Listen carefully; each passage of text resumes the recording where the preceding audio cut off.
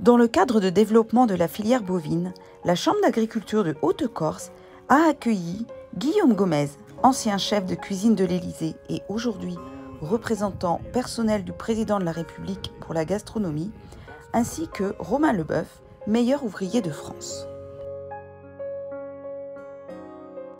L'objectif de la journée était de faire découvrir à Guillaume Gomez et Romain Leboeuf le petit veau de montagne de race corse, le vitelletto, pour retenir leur avis sur la qualité du produit et sur les spécificités de la découpe.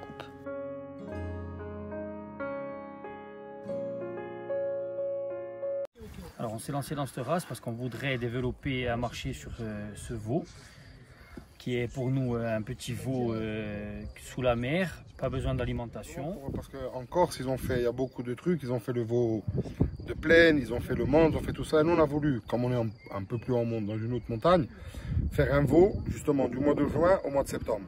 Sans complément alimentaire, c'est-à-dire que des ressources naturelles, que élevé au lait de la mer, pour avoir un autre type de viande et pour essayer de monter dans un autre tempo, je dirais, pour être une viande un peu supérieure qu'une viande engraissée à l'aliment. Il faut dire qu'un veau engraissé, ça fait beaucoup d'eau, beaucoup de trucs. Là, c'est complètement du naturel. Donc c'est pour ça qu'on a voulu essayer de se détacher. Et là, au tout début, on va essayer d'aller le plus loin possible. Nous, on est dans une région de montagne avec nos vaches corses. On veut faire vivre nos exploitations avec nos vaches corses, notre veau corse, et ne pas être dépendant des aides pour faire vivre nos exploitations et valoriser notre produit au maximum. C'est pour ça qu'on veut faire valoir notre produit, si possible avoir un signe de qualité et le développer au maximum.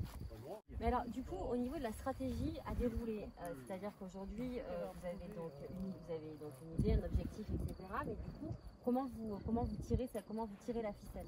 C'est-à-dire que vous partez d'un point A, vous arrivez comment au point B? Quelle est la stratégie?